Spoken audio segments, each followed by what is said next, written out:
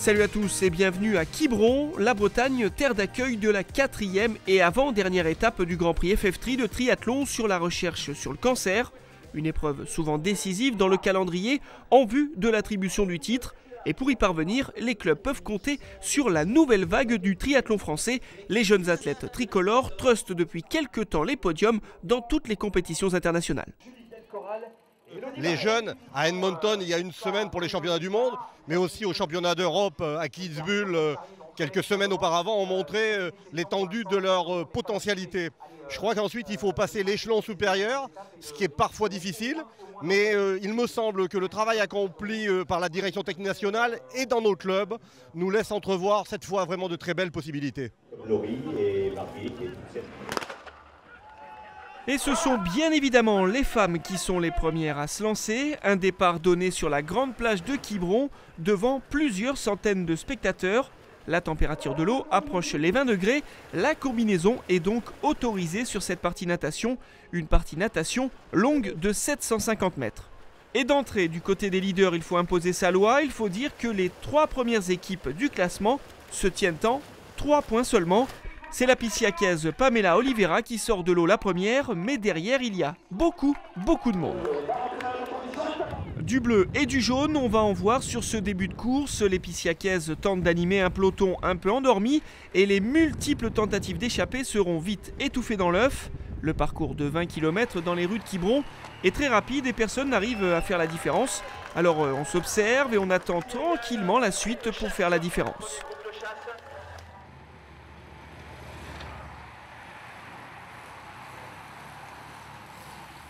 D'abord scindé en 2 groupes, composés d'une vingtaine d'athlètes chacun, la jonction se fait finalement au début du 3e tour. La seule à tenter de dynamiser, voire dynamiter le peloton, c'est Léa Duchamp de Châteauroux. Elle montre le maillot à chaque passage et ça ne va pas rater sur la transition. C'est elle qui part en tête sur la course à pied. Collée à ses basques, plusieurs favorites comme Audrey Merle de Parthenay, Catherine Verstuif d'Autun, Felicity Chedi Ryan de Saint-Raphaël et Barbara Riveros du Tri Val-de-Grès. Un quatuor qui va faire parler de lui lors du 2e tour de cette partie course à pied, 5 km avec vue imprenable sur les belles plages de la presqu'île de Quiberon. Pourtant, pas question d'admirer le paysage, les 4 filles à qui l'air marin semble réussir s'engagent dans un duel où certaines vont laisser des plumes. C'est d'abord Riveros, puis Ryan et enfin Verstuif qui craque. À la fin, il reste Audrey Merle, la jeune parthenaysienne, remporte avec brio cette étape. Je suis contente par rapport à ce que j'avais dit la dernière fois, puisque j'avais dit que je venais à chaque course pour essayer de me rapprocher des meilleurs, et aujourd'hui je pense que c'est fait, donc je suis satisfaite et j'aimerais bien continuer sur cette lancée. Parthenay, en remportant cette étape, se donne un peu d'air avant l'épilogue de Nice, mais derrière, Poissy et le Tri Val-de-Grès n'ont pas dit leur dernier mot. Chez les hommes, là aussi, le plateau est d'une qualité exceptionnelle. Les têtes d'affiche de l'équipe de France ont répondu présent. Parmi les favoris, on retrouve Dorian Coninx, sacré champion du monde espoir au Canada le 31 août. C'est vrai que ça fait 2 ans qu'on fait le doublé junior U23, donc c'est plutôt de bon augure. Après on est jeune, il reste 2 ans et il va falloir voir comment ça évolue pour pouvoir espérer quelque chose. C'est très intéressant pour prendre de l'expérience, surtout au début quand on n'a pas beaucoup de courses internationales au compteur.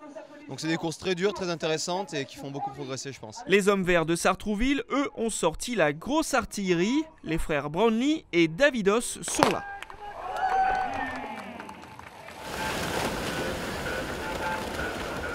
Et c'est parti pour la natation dans la baie de Quiberon. En tête, les Froggies mènent la danse. On retrouve plusieurs membres de l'équipe de France décidés à mener la vie dure aux Anglais de Sartrouville. Aurélien Raphaël, Dorian Coninx, Vincent Louis et Anthony Pujade sont les hommes de ce début de course. Et cette image sympa avec la navette qui effectue la liaison entre Quiberon et Belle-Île-en-Mer avec les triathlètes au premier plan. La liaison qui nous intéresse un peu plus, ou plutôt on va dire la transition qui nous intéresse, ça donne un Anthony Pujade gonflé à bloc qui sort de l'eau en premier. Derrière, on est en embuscade et finalement, c'est un groupe de 35 nageurs qui sort pratiquement en même temps de l'eau. Mulhouse n'est pas Sous les applaudissements d'un public breton surchauffé, Anthony Pujade enfourche le vélo en premier et ça part très fort sur ce début de parcours. Une cassure s'est faite entre deux groupes comme on peut le voir. Et devant, ça chauffe entre Jonathan Brownlee et Pierre Lecor. Les deux hommes sont à 2 doigts de tomber.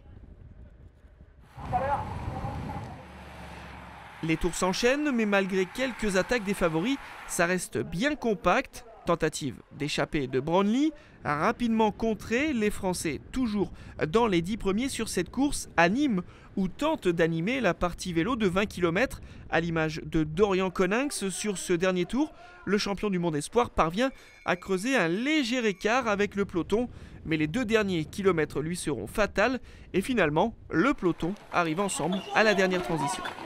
L'ultime épreuve de ce triathlon est les 5 km les pieds dans l'eau, ou presque. Départ canon d'Etienne Dimunch et Jonathan Brownlee.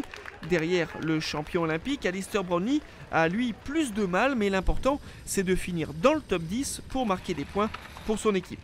À mi-parcours, 4 hommes se détachent, en tête desquels le duo Brownlee-Dimunch. Le rythme imposé par le Britannique et le Français est impressionnant et petit à petit, ils lâchent leurs adversaires. Le final va donc se jouer au sprint à une vitesse ahurissante et au bout du suspense, c'est le vice-champion olympique qui l'emporte d'une courte tête face à Etienne Dimunch, mais énorme course du sociétaire de Vitrolles, félicité à l'arrivée par son adversaire prestigieux. Les Français ont une nouvelle fois marqué les esprits dans cette course. On est de plus en plus sérieux à l'entraînement. De nos jours, les jeunes s'entraînent très dur et de façon professionnelle très tôt. Ça met le pied à l'étrier à tout le monde de voir qu'il y a cette jeunesse qui pousse et voilà, ça fait une émulation qui tire tout le monde vers le haut. Sartrouville conforte ainsi sa première place au classement général et s'envole vers le titre. Ce sera dur pour les Sables Vendée, champions lors des 2 dernières saisons. La dernière étape, ce sera du côté de Nice et là, rien n'est joué. Il y aura donc du spectacle pour cette grande finale. Alors, n'oubliez pas, envie de différence, vibrez triathlon. Ciao.